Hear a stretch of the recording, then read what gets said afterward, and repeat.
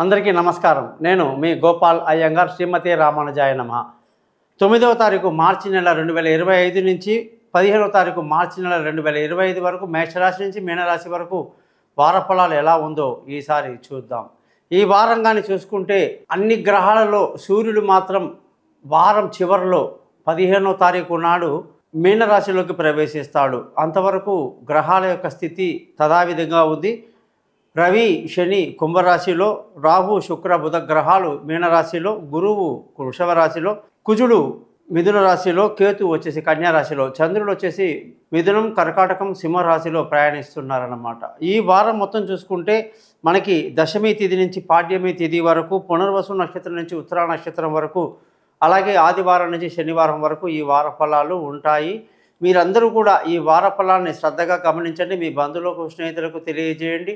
మా యొక్క పైన ఇచ్చిన వాట్సాప్ నెంబర్లో మీ date of birth, time of birth, place of birth పంపిస్తే మీ జాతకం మొత్తం రెడీ చేస్తాము. 50 పేజీల జాతకాన్ని రెడీ చేసి 15 నిమిషాలు మాట్లాడడం జరుగుతుంది.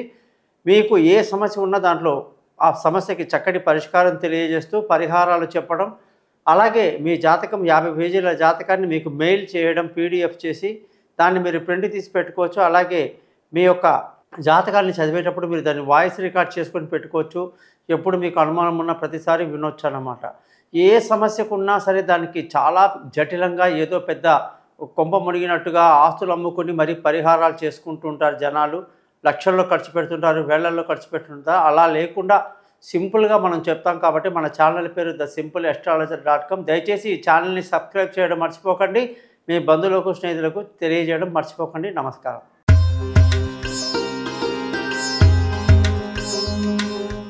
అందరికీ నమస్కారం. కర్కాటక రాశి వాళ్ళందరికీ 9వ తారీఖు మార్చి 2025 నుంచి 15వ తారీఖు మార్చి 2025 వరకు వారఫలం ఎలా ఉందో చూద్దాం. అలాగే ఈ రాశి వాళ్ళందరిలో గమనిస్తే చంద్రుడు ఈ రాశికి ఆధిపత్యం వహిస్తున్నాడు. ఇందులో పునర్వసు 4వ పాదంలో పుట్టిన వాళ్ళు గురు మహాదశలో పుడతారు. అలాగే మన యొక్క పుష్యమి నక్షత్రంలో పుట్టిన వాళ్ళు శని మహాదశలో పుడతారు. ఆశ్లేష నక్షత్రంలో పుట్టిన వాళ్ళు బుధ మహాదశలో పుడతారన్నమాట.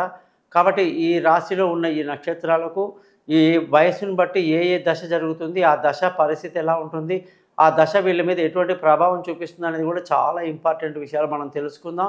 తప్పకుండా నన్ను కాంటాక్ట్ చేయండి. ఈ రాశి వాళ్ళు ఎంత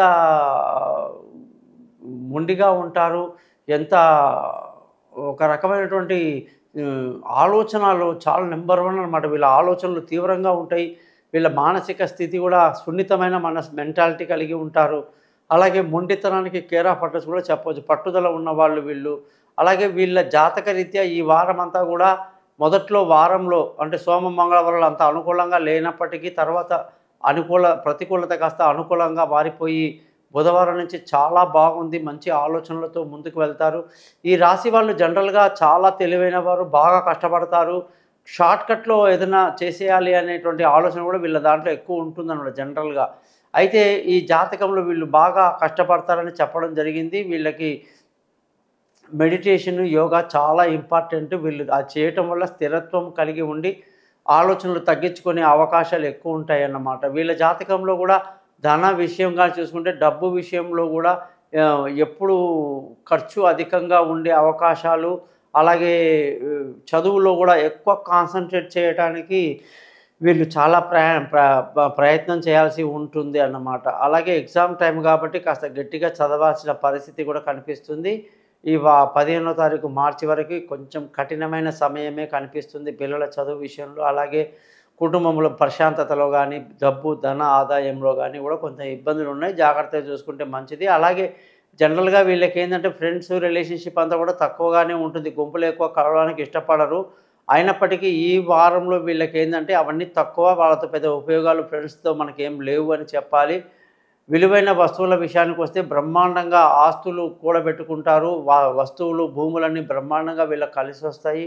అన్ని రకాలుగా ఈ రాశి వాళ్ళు అనేక దశల్లో కూడా చాలా పైకి వస్తారు.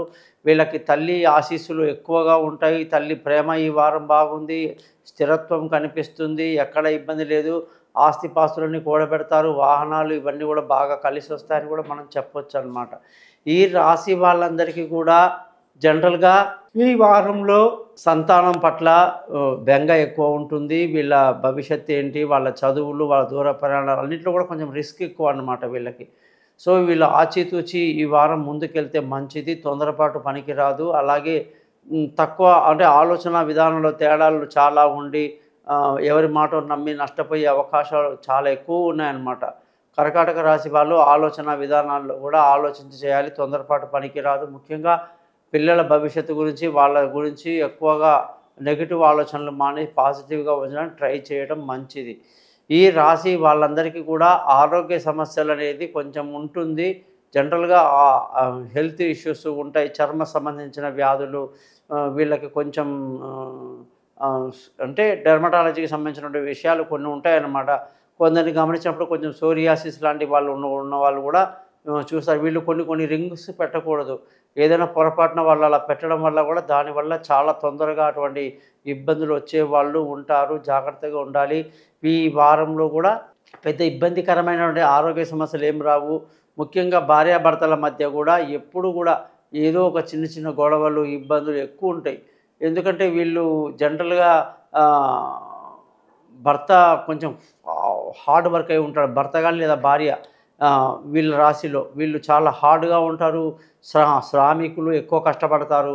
కానీ కర్కాటక రాశిలో వాళ్ళకి భర్తనో లేదా భార్యనో వాళ్ళు బాగా హార్డ్ వర్క్ చేస్తారు కానీ వీళ్ళు వాళ్ళంత ఎక్కువ చేయలేరన్నమాట. అక్కడ వీళ్ళకి మ్యాచ్ అవ్వదు.